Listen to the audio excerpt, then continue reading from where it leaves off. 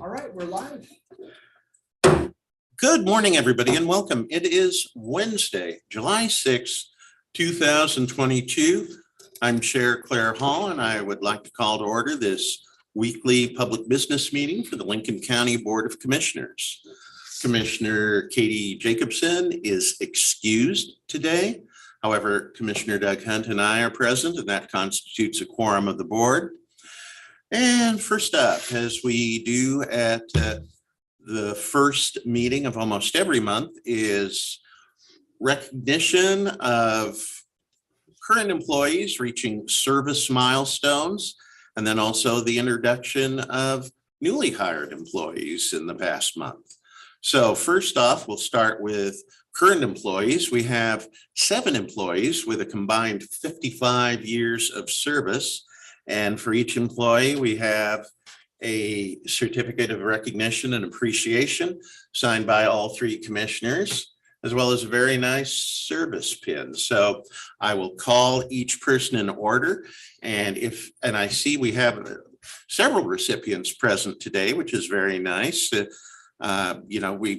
didn't get to see you in person during the COVID period and the remote meetings, but I will ask each person, if they are present, to come forward to receive their certificate and pin, and then we'll gather for a group photo at the dry erase board. So if you'd please, move there after you receive your certificate. First up, Mariah Colmanero, 5 years with the Sheriff's Office.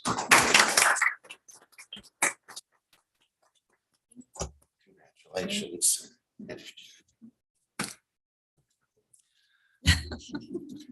And sorry in advance if I mispronounce anyone's name. Mary Jo Koschel, 5 years with Health and Human Services.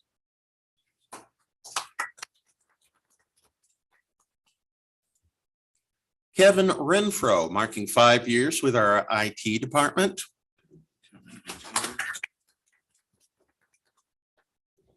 Sydney Relatos, 5 years with the Sheriff's Office. The next one should come with an asterisk. This is Robert Josewak, known to us as Bob. He is getting a 10-year pin today, but this is his second go around with the Sheriff's Office. He completed, Sheriff, do you happen to remember off the top of your head? I know it was more than 29 years. Yeah, 29 years. I knew it was well over 20. So he retired, and then I guess he's one of those folks who tell me from time to time they flunked retirement, so they came back and has continued to provide great service to the people of Lincoln County. Commissioner Hunt, do you want to say something? No, I was just adjusting my microphone so that I had a clearer view of the audience. Very good. Benjamin Mead, 10 years with Health and Human Services.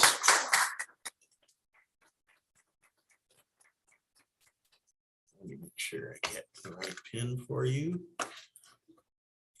There we go. Great, thank you. Thanks very much. Good. And finally, last on this list, but certainly not least, Diana Parmalee, 15 years with finance.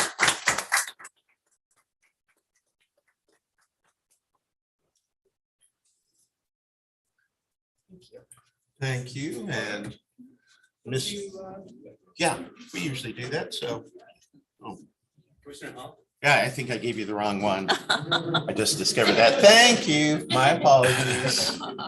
Is your pin correct? Yes. Okay, very good. On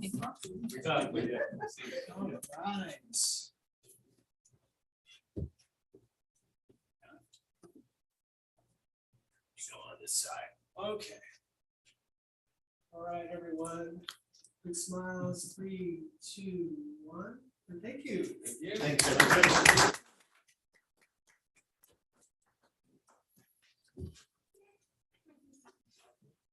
Okay, now we will have introduction of our new hires, and Jaylene Cook, I will be handling that pleasant chore. Good morning, commissioners. I don't think we had anyone able to attend in person today, but if anyone is on virtually, please just turn on your camera and wave when I call out your name. So this last month, we had a group of new hires, and they include Tammy Renee Card, who's our accounting analyst in finance. Kelly Clark is our new clinical counselor for the crisis team in Health and Human Services. Elida Dick is a case manager in Health and Human Services. Ryan Helmke is a new office property manager for the surveyor's office. Maxwell Kenyon is joining as a public works part-time non-benefited. Bailey Lease joins the team as a patrol deputy in the sheriff's office. Jacob Long also joins Public Works PT&B. And Teresa Schultz is joining as a deputy district attorney 1 in the district attorney's office. Wonderful. Thank you. Welcome to all our new folks. And sorry, none of them were able to join us today, but we hope they'll get the word that they are always welcome here and certainly welcome to return before we hand out their 5-year service pins. Yes, welcome to the county. Okay, now we move to the adoption of the consent calendar. Routine items such as contract renewals, recording meeting minutes, and so on, or items discussed at previous meetings.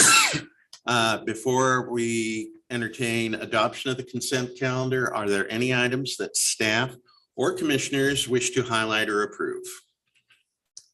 I move for adoption of the consent calendar as presented. I second that motion. All in favor, please say aye. Aye. Aye. It is so ordered. We don't have a public hearing scheduled today, so we move to decision and action. This is approval of the selection of the, I believe it's Reed Group for the Climate and Health Assessment and Adaptation Plan work. And I believe Florence Portal, our Public Health Director, is with us via Zoom to make the presentation on this. Florence? Good morning, commissioners. Thank you so much for taking the time. So this project proposal came about through some of the requirements from our public health modernization work plan for this biennium. One of the focus of public health by modernization has been to start looking at the type of climate events that can happen in our community and how they might affect the health of our population. And so this is kind of the goal of the assessment. And what we're doing this year is that we decided to partner with Benton County. We invited our colleagues in Linn County to partner in that work, but I think they decided to take another approach. So we have a MOU with Benton County to conduct this work at the region level. In order for us to do the work, we decided to put out a request for proposal, and we on the screen you can see kind of the content of the scope of work. So there are two pieces to this work. One is the climate and health assessment, and second, there will be the development of an adaptation plan that would help us address some of the findings of the assessment. We received some proposals and decided to go ahead and select the Reed Group for this work. So we have pretty much two main deadlines. One is by the end of December of 2022, we want the climate and health assessment to be done, and we will get a report from our consulting partners. And then from January to June of 2023, we will work on the climate adaptation plan and have the final product by the end of June of 2023. This work is funded completely in its totality through our public health modernization funding. And this is what I have. The assessment is going to be very much led in partnership with community actors and partners. We're going to have various discussions on various either key informant interviews and or focus group to really kind of gather qualitative data and obviously quantitative data on the impact of climate events on our health. Is there any questions about this work? Commissioner Hunt? I don't have any questions, but I'm glad to see this activity. I think it's important to recognize that the climate does have an impact on our health.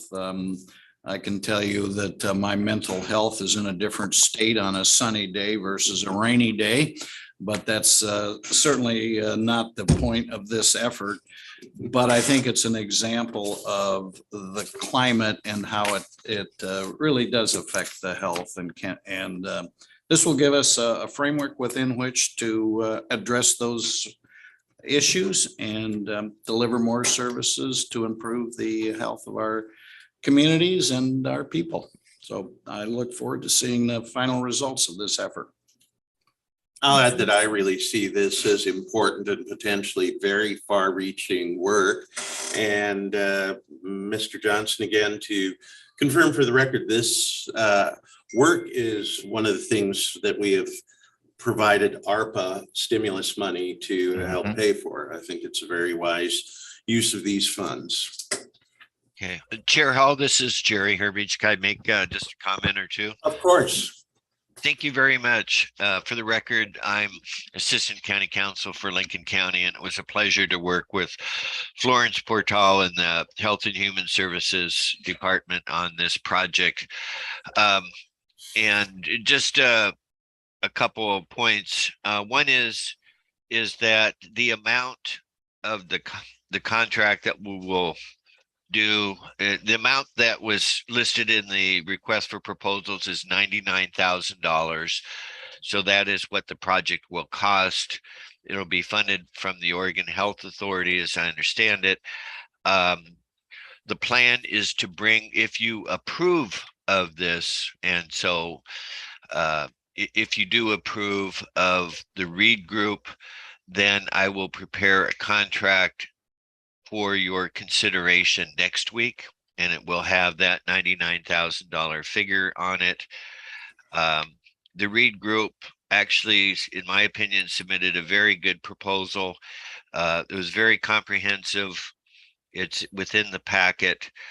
They indicated that they would be fully available and that they would meet all the timelines. If there are any questions, I'd be happy to answer them. Commissioner Hunt? No questions. None for me at this time. Good information, though. I see our friend Max Glenn in the audience, and did I get the signals correctly that you would like to make public comment on this? Oh, no, another topic perhaps. All right, I would be ready to entertain a motion then, please. I'll move to approve the selection of the Reed Group for the climate health assessment and adaptation plan work. I'll second the motion. All in favor, please say aye. Aye. Aye. It is unanimously approved. Thanks, Florence. Thanks, Jerry. And now we will move on to our one discussion information item today. This is why Max is here. This is the presentation of the proposed awards for the, well, actually the agenda says 2022-23, but we're talking, yeah, that's right. That's right. I'm getting ahead of myself. This is the fiscal year we are just entering, and the presentation of the proposed allocation of funding for various community nonprofits. A process we all know well, particularly Commissioner Hunt, who before his becoming a county commissioner served several years on the nonprofit citizen review committee that kind of winnowed these applications and made recommendations to the Board of Commissioners for funding awards. So anything you'd like to add at this point? Well, let's hear what my good friend Max, I think, I don't know that you and I ever served on the committee together, but Well, I came on the committee just as you were leaving the committee. I was gonna You say, were present and we were you kind of you gave us shit-passing our it. marching orders and said, be careful with this baby, be good to it. I've been on the committee ever since. I've enjoyed so much the opportunity to be on it, and having managed and been executive director of nonprofit organizations for 30 of my 50 professional years. It's good to sit on the other side of the table and distribute grants rather than being coming with your hand out. I'm very impressed with the work that this committee of 5 does. And I'm particularly pleased, you see that the chart that we have a software that takes all of our individual suggestions and comes up with an average, and that average is always good. This year, we had a consultant that worked with the committee in advance and helped us clarify some of the purposes and the directions. And so we appreciated the work that she did. So I have nothing to say more other than just to recommend to you this listing of expenditure for $210,000. Okay, Mr. Glenn, I'd like to ask a question or two. 29 recipients, $210,000. I believe that's a record number of recipients. I go back in my dusty chasms of memory and seem to recall for many, many years, the list of recipients was in the range of 12 to 14 organizations. So this is really exponential growth. I wonder if you have any thoughts on that, whether potentially we are thinning the soup too much, or whether the pie appropriately is being expanded as community need expands. You are correct in your memory. Mm-hmm. And it was good to see the additional groups added. And one of the things that we suggested after Tim was present in our first meeting, and we're happy to have him in our county, and he expressed interest in capacity building. Mm-hmm. And so as a committee, we informally would like to communicate to Tim that we would like for you over the next year to give some thought to how this might be. We might build the capacity, and that somehow the pool of 210,000 might be increased a great deal. Because I'm sure there are foundations out there that would be happy to put some money in the pot. And so if we could increase the pot, we can do more good. Mm-hmm. Another thing I'd like to ask you about this year, based on, we had a consultant kind of review the whole organizational structure of the program, made some recommendations for changes to the process, and there are further issues to be evaluated in the future. But do you have any thoughts about the changes that were made this year and whether they had a substantive impact on the process for good or ill? I think it was an improvement, yes. I appreciated working Okay. with her. Okay, that's good. Commissioner Hunt, questions, comments? Well, I think you've already asked a question about an area that I also, I wouldn't say I share concern, but I guess I have some question, or I'm interested in the balance between obviously the more associations or agencies that get money, that could be argued the more the better. At the same time, as Commissioner Hall, Chair Hall alluded to, how thin does the soup get as we try to spread the peanut butter thinner and thinner, to use a couple of different analogies. The other comment, to me, that's a challenge. And the reason it's a challenge is that the source of this money is general fund. And when I talk to other county commissioners and talk about the nonprofit social allocation services and how the county provides funds to those, the first question I get asked is, where does the money come from? And when I say the general fund, most of the commissioners go, oh, that would be difficult. General fund money is gold. And you want to be sure that you're spending it in the most effective ways. I happen to think this is an effective way. Our budget does accommodate it, but to make dramatic increases in it does present a different type of challenge. So having said that, I'm also interested in how we might track or encourage these agencies, these organizations to leverage the money. In other words, instead of the county going after foundations and then having this allocation process, what about the agencies themselves going after supplemental sources of funds? And I think that really, to me, has been one of the goals of this activity, this county's process for many years. As has already been noted, I chaired the committee, I think, for 6 or 7 years before I became a commissioner. And, I think these organizations provide critical services to the county, and it would be helpful.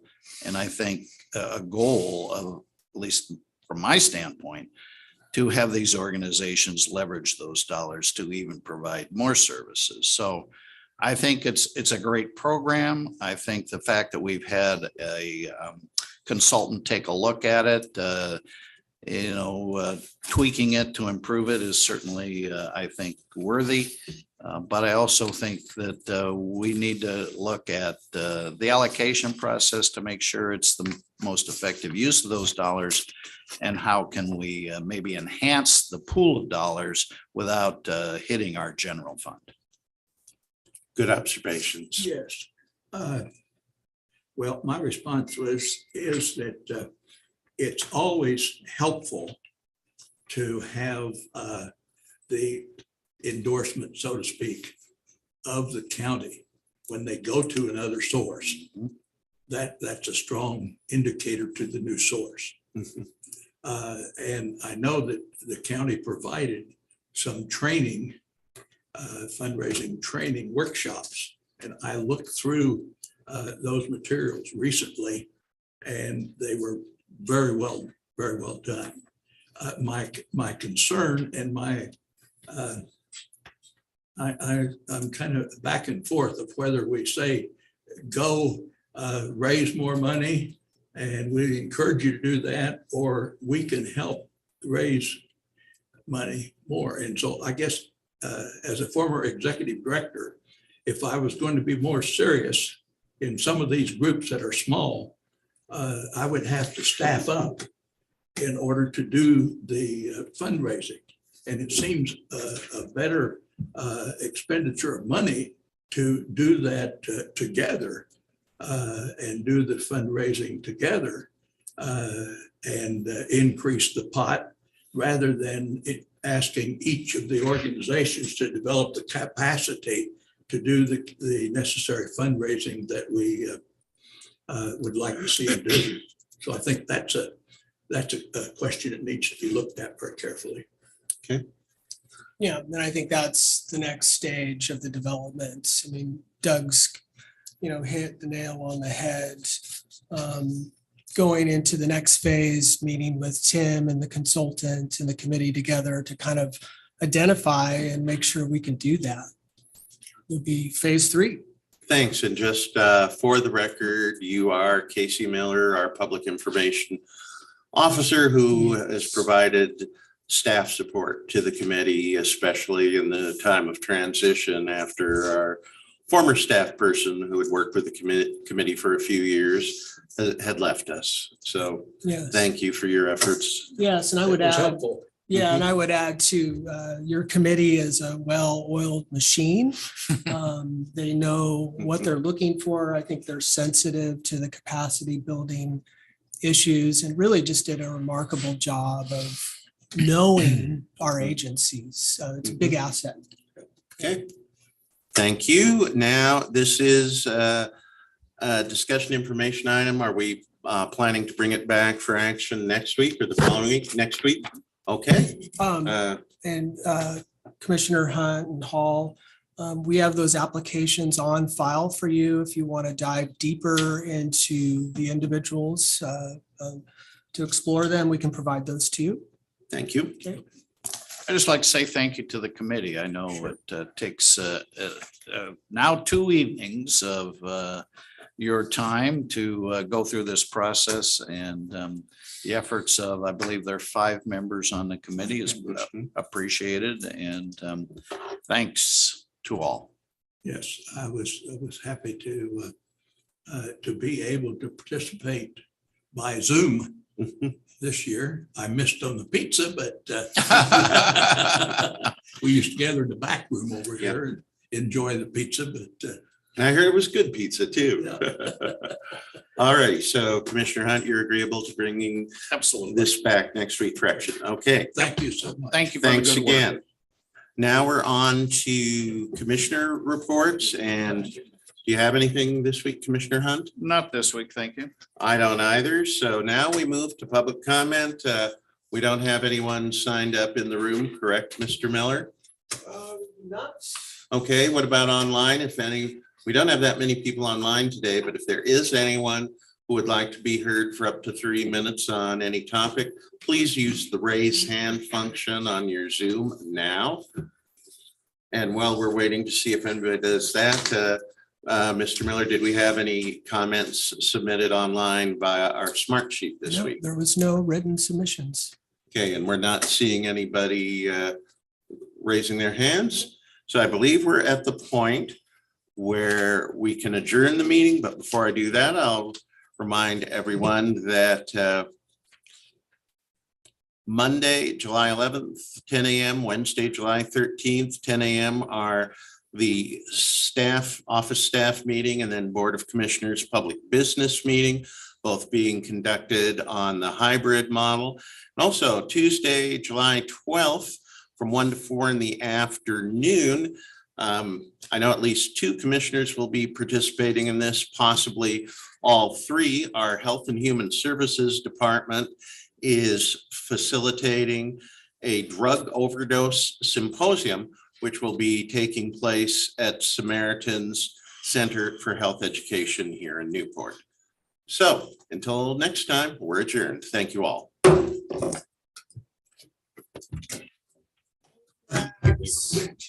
Huh?